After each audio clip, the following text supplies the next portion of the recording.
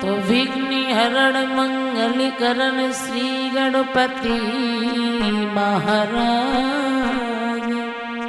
और प्रथम मनाऊं मैं आपको तो पूर्ण कीजिए काज। बुद्धिहीन तन जान के सुमिरे पवन कुम्हार। बलि बुद्धि विद्या देहु मोहि हरहु कलेश विकार। आदरणीय समस्त श्रोता बंधु, आ जाइए शिवम स्टूडियो भदाना आवागढ़ की तरफ से एक चुटकुला की तरफ देखती हैं कि बुद्धि से चलने वाले इंसान कहां से कहां तक पहुंच जाते हैं। तो आ जाइए कैसे पहुंच जाते हैं तो देख लेते हैं। और एक जो राजा रहे, उन राजा के पास एक बहुत बूढ़ा हाथी था। एक वृद्ध हाथी था। तो उन्होंने जब वो हाथी ज्यादा बीड़ा हो गया तो गांव वाले लोगों के पास वो हाथी पहुंचा दिया। और राजा ने कहा गांव वालों से कि सुनो, इस हाथी की इतनी सेवा करो, इतनी सेवा करो, किसी तरीका से ये हाथी मरने न पाए। और अगर किसी तरीका से ये हाथी मर गया तो हम तुम पूरे गांव वालों को मैं मार दूं। अब आखिरकार अर्जुन बूढ़ो हाथी अब जिंदा रहे तो कब तक रहे। एक दिन तो वो मरना ही है। एक दिन ऐसा हुआ कि वो हाथी मर गया। और जब वो हाथी मर गया तो गांव के सभी लोग वहां बैठ करके रोने लगे। जब गांव के आदमी रोने लगे तो वहां एक चतुर आदमी आया, बोले क्यों रो रहे?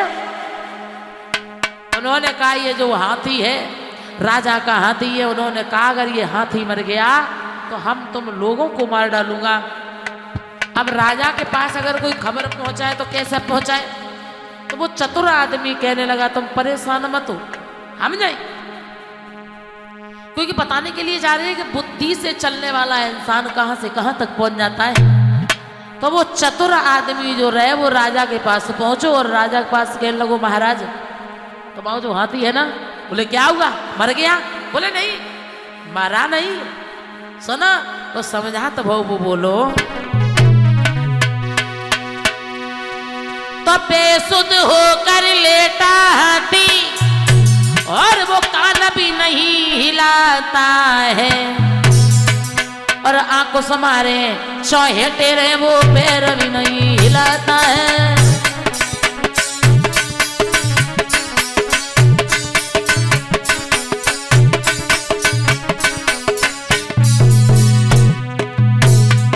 महाराज कहने लगे इसका मतलब वो हाथी मर गया? बोलो नहीं महाराज, ये तो तुम कह रहे हो, हम नहीं कह रहे हैं। हम ये कह रहे मरा नहीं, वो हाथी सिर्फ लेटा है। और चाहे मारो चाहे टेरो लेकिन पैर भी नहीं हिला रहा है। और वो चतुर आदमी बोला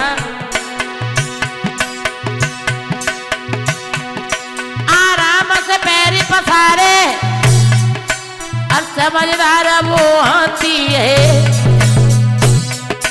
देखा मैंने सूरज से हाथ लगाए मैं सांस तलक नहीं आती है।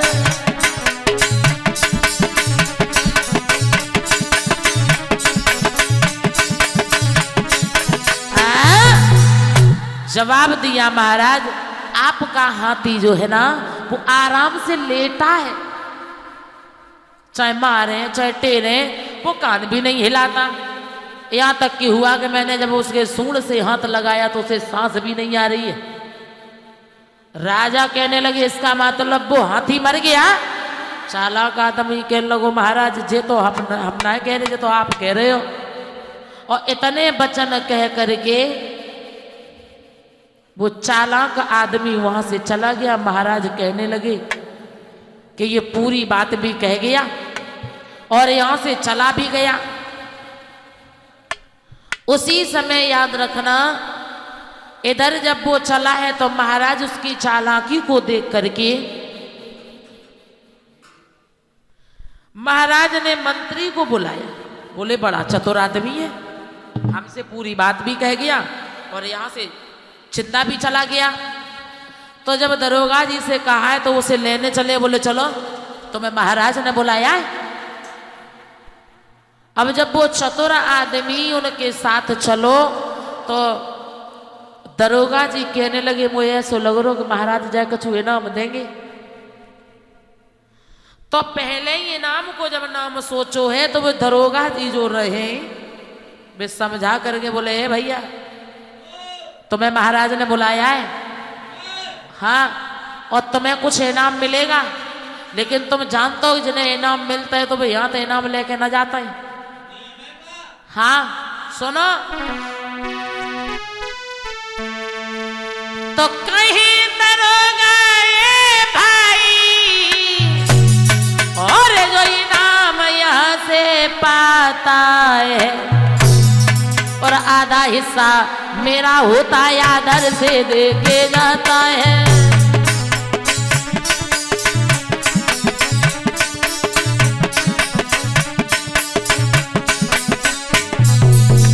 दरोगा जी बोले सुना, इनाम जो यहाँ से पातू है वो आधो दे के जातू।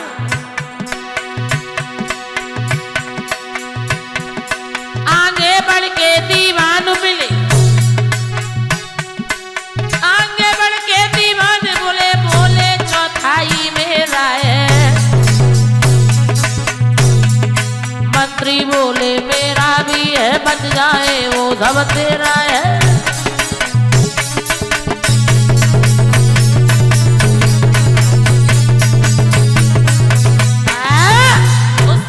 याद रखना, जवाब दिया दरोगा जी ने, ये भैया जैसे इनाम मिलता है वो आधो हिस्सा दे करके चलो जाता है। आगे बढ़ के दीवान जी बोले वाह में तो चौथे आई मेरो है, ताकि आगे से मंत्री बोले आधो वहां में से मेरो है और बच जाए वो सब तेरो है। इतना वचन कह करके जब चले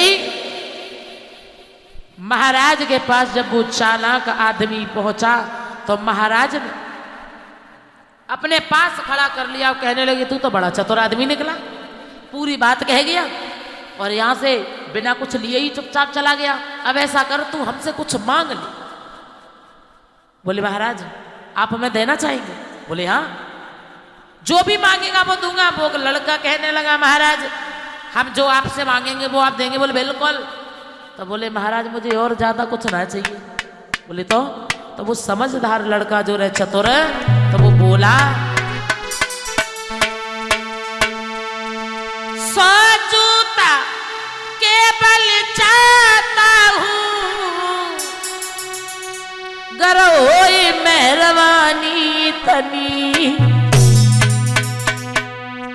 और जीवन भर के ले जे काफी है मेरी औकात भला की तनी।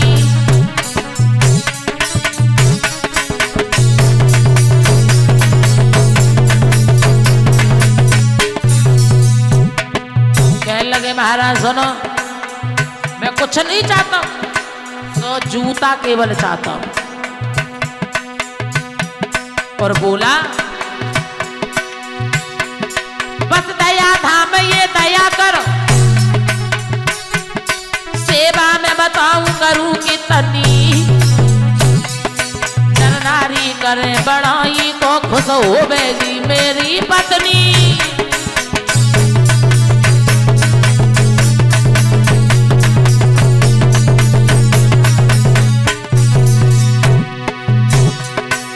नारी कने बड़ाई को खुश होवेगी मेरी पत्नी।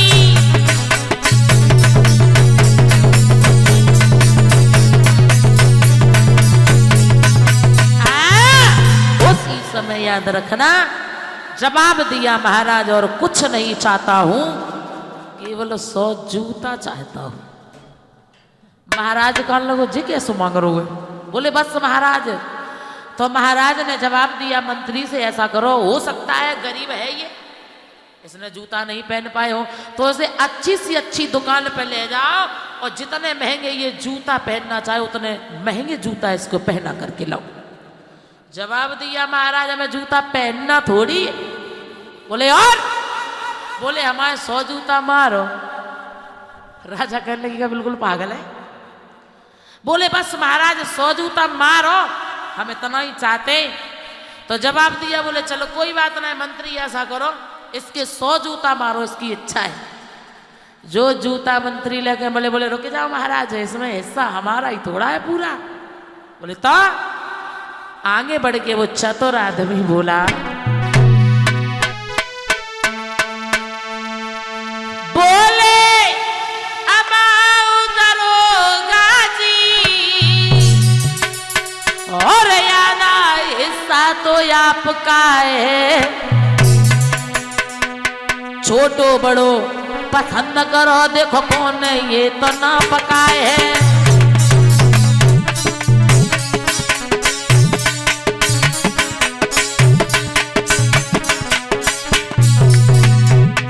लड़का बोलो सुनो महाराज, हमारा इसमें पूरा हिस्सा थोड़ी। बोले आओ दरोगा जी, आधा तो हिस्सा आपका है, अपना ले जाओ, छोटो या बड़ो पसंद करो, देखो जे कौन ना पकाए है।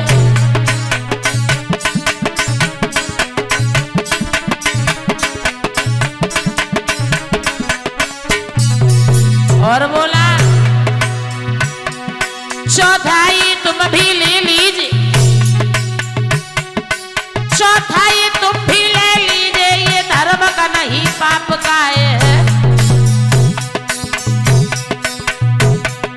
और बचा हुआ मंत्री को दे दो, इसमें क्या मेरे बाप का है।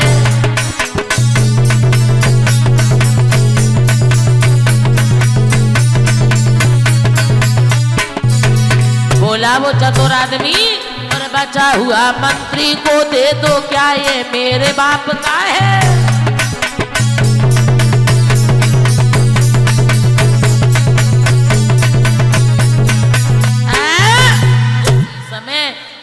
महाराज उस लड़के ने 50 जूता दरोगा जी में दिलवाए, 25 जूता दीवान जी में दिलवाए, और 25 जूता जो बचे सो सब मंत्री को दिलवाए।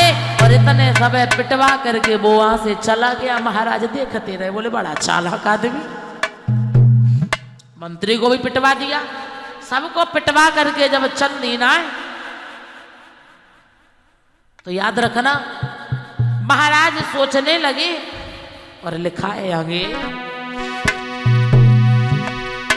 तो सबको पिटवा कर चल दीना, राजा ने सोचा चतुर बड़ा, और फिर से बुलवा कर गद्दी के नीचे उसको कर दिया खड़ा।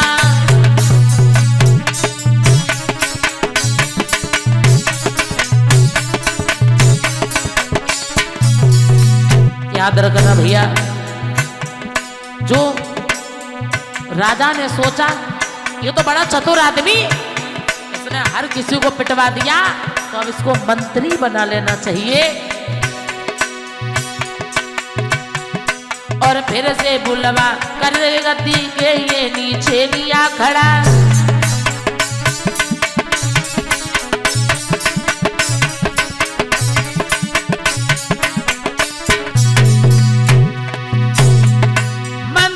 उसको कर ली ना,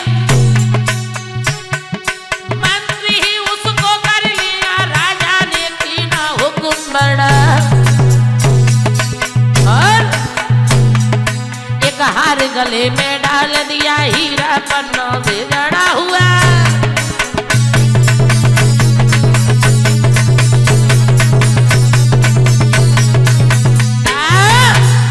समय महाराज ने सोचा कि ये बहुत चतुर आदमी है, इसीलिए कि जो दिमाग से चलने वाले हैं, जो बुद्धि से चलते हैं, वो कभी जिंदगी में फेल नहीं होते हैं। यहाँ तक कि हुआ राजा ने उसको मंत्री ही कर लिया।